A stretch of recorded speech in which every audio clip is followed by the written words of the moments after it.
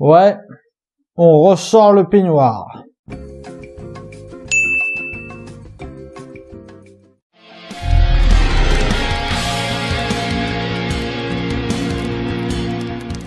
Tomb Raider, film réalisé par Roar Uthaug et scénarisé par Geneva Robertson Dwyer, avec Alicia Vikander, Dominic West, Walton Goggins et Daniel Wu. 7 ans après la disparition de son père, Lara Croft arrive à retrouver sa trace en allant signer le contrat d'héritage et finit par se rendre sur l'île sur laquelle elle et son père et va y rencontrer l'organisation Trinity.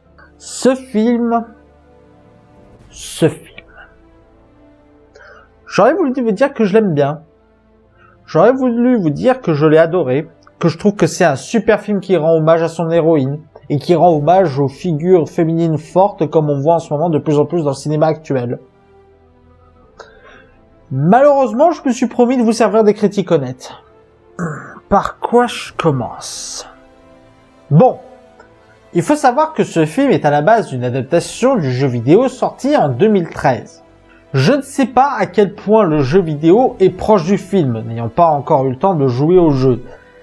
Mais si le scénario du film est très proche du jeu, ça donne pas envie d'y jouer. Ah, et avant que je continue, il y aura des spoilers. Donc, si malgré mes recommandations de ne pas aller voir le film, vous voulez quand même aller le voir, arrêtez la vidéo maintenant, c'est mieux. Donc ouais, le film est bourré d'incohérences et de facilité scénaristique, à tel point qu'il n'a aucune raison d'exister. Par exemple, au début du film, on essaye de nous faire comprendre pourquoi Lara Croft est badass.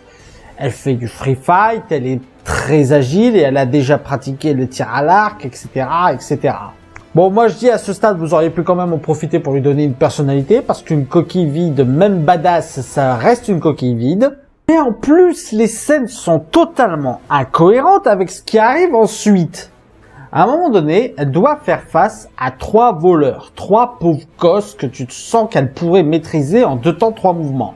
Alors déjà, pendant la course-poursuite, on nous la montre incapable de faire un saut de 2 mètres de distance. Faut arrêter, hein. 2 mètres de distance, même moi je le fais, je suis très loin d'être agile.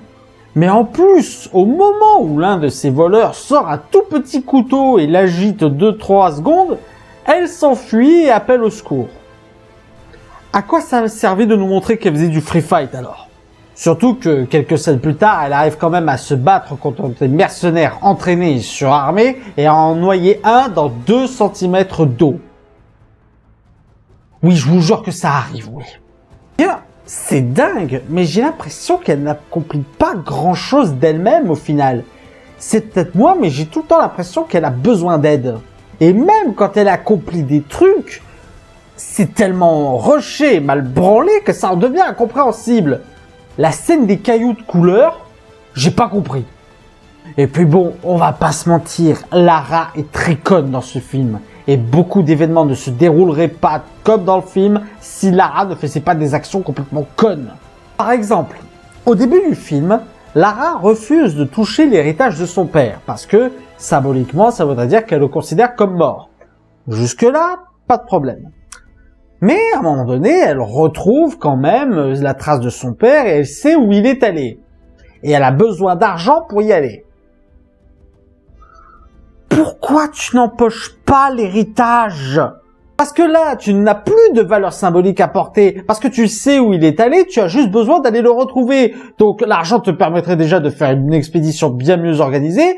Mais en plus, tu n'aurais pas à vendre pour une misère le dernier objet qu'il t'a laissé avant de partir et qui pour le coup devrait avoir une valeur sentimentale pour toi. Et le film est rempli de décisions à la con que prend Lara, ainsi que d'autres personnages quand même. Notamment le méchant, qui est vraiment un méchant de nanar qui en plus est très mal interprété. Cet homme veut m'empêcher d'atteindre mon but et j'ai besoin de lui pour ouvrir le tombeau. Voyons, sachant que je travaille pour une organisation surpuissante qui sait qu'il a une fille, que je pourrais contacter en 2-33 mouvements pour avoir un moyen de pression facile, quel serait le meilleur moyen pour moi d'atteindre mon objectif? Bah le buter bien sûr. Et attention, quand je dis méchant de nanar, c'est méchant jusqu'au bout. Genre, quand il ouvre la tombe et qu'il sait qu'à l'intérieur de la tombe, c'est en fait un virus ultra nocif qui transforme les gens en zombies. Oui, le film est con à ce point-là, oui. Il va quand même prélever un morceau pour aller le revendre. Mec, ta seule mission, c'était d'ouvrir le tombeau. Tu seras payé pour ça. Pourquoi tu te sens obligé de prendre un morceau du cadavre qui contient le virus? Bon, je pense que j'ai assez parlé du scénario et des personnages. Est-ce qu'au moins la réalisation rattrape un peu tout ça? Pas du tout. Elle empire les choses même. Déjà, les FX sont ultra moches. Alors oui, je veux bien avoir une suspension d'incrédulité, me dire que de toute façon ça allait être des effets spéciaux, fond vert, tout ça, que ça allait pas être de vrai, mais non.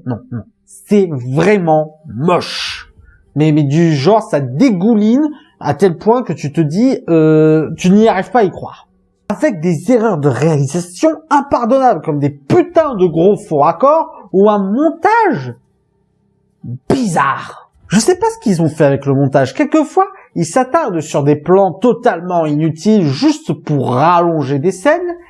Et d'un coup, pour des scènes qui ont un minimum d'importance, il se met à rusher, à faire du surdécoupage et à avoir un montage épileptique, ce qui fait qu'on comprend plus rien à ce qui se passe. Et enfin, dernier point que j'aimerais aborder, la musique. C'est pas que la musique est mauvaise. C'est qu'elle est incroyablement mal montée avec le film. Les meilleures musiques, les plus marquantes, les plus entraînantes, sont à des moments où on s'en fout totalement de ce qui se passe. Genre un entraînement de free fight ou à l'escalade d'un mur. Et les moments importants n'ont pas de grosse musique mémorable. Merde au bout d'un moment. Enfin bref, ce film est une daube. Et ça me fait chier. Ça me fait chier parce que j'aurais voulu que ce Tomb Raider puisse effacer l'ancien Tomb Raider, celui des années 90, celui où Lara Croft était plus un sex symbole et un objet de fantasme qu'une véritable héroïne. J'aurais voulu que ce Tomb Raider nous donne une Lara Croft combattante qui n'ait pas besoin d'être sexy pour pouvoir fonctionner. Malheureusement, c'est pas avec ce film qu'on aura ça. Voilà, c'était la critique de Tomb Raider. J'espère qu'elle vous aura plu. N'hésitez pas à mettre un pouce vert si c'est le cas et à partager sur les réseaux sociaux. D'ici là, allez au cinéma. Ciao!